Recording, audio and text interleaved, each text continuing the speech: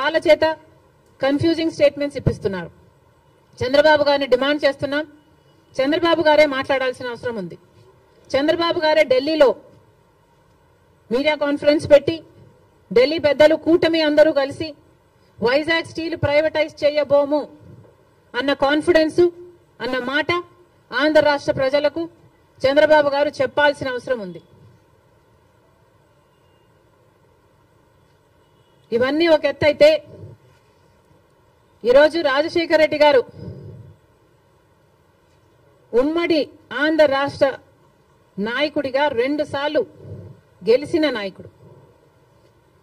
అలాంటి నాయకుడికి రాజకీయాలు ఆపాదిస్తూ గెలుపు ఓటములను ఆపాదిస్తూ ఈరోజు రాజశేఖర రెడ్డి గారి విగ్రహాలను ధ్వంసం చేస్తున్నారు టీడీపీ గూండాలు.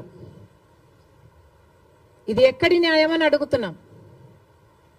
రాజశేఖర రెడ్డి గారు మన రాష్ట్రం కోసం ఎన్నో అద్భుతమైన పథకాలు చేయడం నిజం కాదా? మన రాష్ట్ర ప్రజల కోసం తాను బతికినంత కాలం సేవలు చేస్తూ పోరాటాలు చేస్తూ బతకడమే కాకుండా చచ్చిపోయేటప్పుడు కూడా ఆఖరికి రచ్చబండకని వెళ్లి ప్రజల కోసం తప్పించి చనిపోయిన మాట వాస్తవం కదా? మరి అలాంటప్పుడు అంత పెద్ద మనిషి అంత మంచి మనిషి అయిన రాజశేఖర రెడ్డి గారి విగ్రహాల జోలికి తెలుగుదేశం పార్టీ వాళ్ళు ఎందుకు వెళ్తున్నారో చంద్రబాబు గారు వాళ్ళ నాయకులు సమాధానం చెప్పాలి.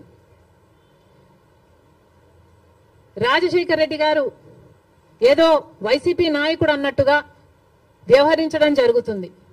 వైసీపీ వాళ్ళు హత్యా రాజకీయాలు చేసుండొచ్చు, గుండా రాజకీయాలు చేసుండొచ్చు, కక్ష రాజకీయాలు చేసుండొచ్చు, మేము కాదంటం లేదు. కానీ దానికి రాజశేఖర రెడ్డి గారికి ఏమిటి సంబంధం అని అడుగుతున్నాం.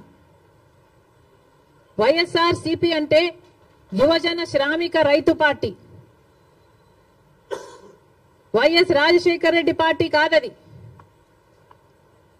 వైసీపీలో రాజశేఖర రెడ్డి గారు లేరు, రాజశేఖర రెడ్డి గారి పథకాలు లేవు, రాజశేఖర రెడ్డి గారి ఆశయాలను నిలబెట్టే వాళ్ళు లేరు. మరి అలాంటప్పుడు రాజశేఖర రెడ్డి గారి విగ్రహాలను ఎందుకు పగలగొడుతున్నారో తెలుగుదేశం పార్టీ వాళ్ళు ఒకసారి ఆలోచించాలి.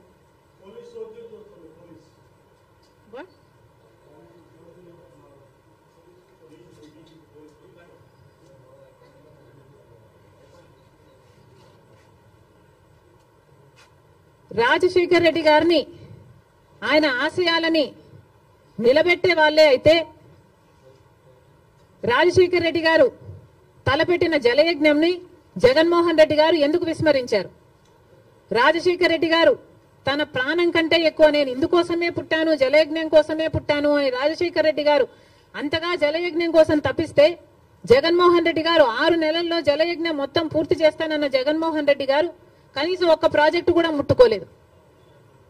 మరి వైసీపీలో రాజశేఖర రెడ్డి గారు ఉన్నారో లేదో ఆలోచన చేసుకోవాలి. రాజశేఖర రెడ్డి గారి ఎంతో ఇష్టమైన ఫీజు రీయింబర్స్మెంట్ ఇలాంటి పథకాలకు కూడా వైసీపీ ఈ రోజు వరకు కూడా అధికారంలోంచి దిగిపోయే రోజు వరకు కూడా 4,000 కోట్లు బాకీ పడింది. చిక్కీలకు, స్కూల్ యూనిఫాములకు, ఆఖరికి కోడిగుడ్లకు కూడా బిల్లులు కట్టలేదట. మరి అలాంటప్పుడు రాజశేఖర రెడ్డి గారి ఆశయాలను నిలబెట్టే పార్టీ వైసీపీ పార్టీ అని ఎందుకు అనుకుంటున్నారు? అది కాదు కాబట్టే ఈరోజు ప్రజలు వైసీపీకి అంత బుద్ధి చెప్పారు, గోతి తీసి పాతి పెట్టడం జరిగింది. మళ్ళీ చెప్తున్నాం, వైసీపీ అంటే యువజన శ్రామిక రైతు పార్టీ, వైఎస్ఆర్ పార్టీ కానే కాదు. రాజశేఖర రెడ్డి గారికి వైసీపీ పార్టీకి అసలు సంబంధమే లేదు. రాజశేఖర రెడ్డి గారు is a tall leader of the Congress party. Congress party ముఖ్యమంత్రిగా 2 సార్లు కాంగ్రెస్ పార్టీని రాష్ట్రంలోనే కాకుండా దేశంలో కూడా అధికారంలోకి తీసుకొచ్చిన గొప్ప నాయకుడు రాజశేఖర రెడ్డి గారు. రాజశేఖర రెడ్డి గారు is a Congress man. He lived a Congress man and he died a Congress man. He was faithful to the Congress party, and as much as he was faithful to the Congress party was also faithful to Rajshekar Reddy garu. And 2 సార్లు ముఖ్యమంత్రిని చేసింది రాజశేఖర రెడ్డి గారి కోరిక మేరకు. రుణమాఫీ అయితేనేమి, ఉపాధి హామీ పథకం అయితేనేమి, ఇలాంటివి ఎన్నో రాజశేఖర రెడ్డి గారి ద్వారా కాంగ్రెస్ పార్టీ ఆంధ్ర రాష్ట్రంలో అమలు చేయగలిగింది. రాజశేఖర రెడ్డి గారు కాంగ్రెస్ పార్టీ నాయకుడు కాబట్టి, కాంగ్రెస్ పార్టీ సేవకుడు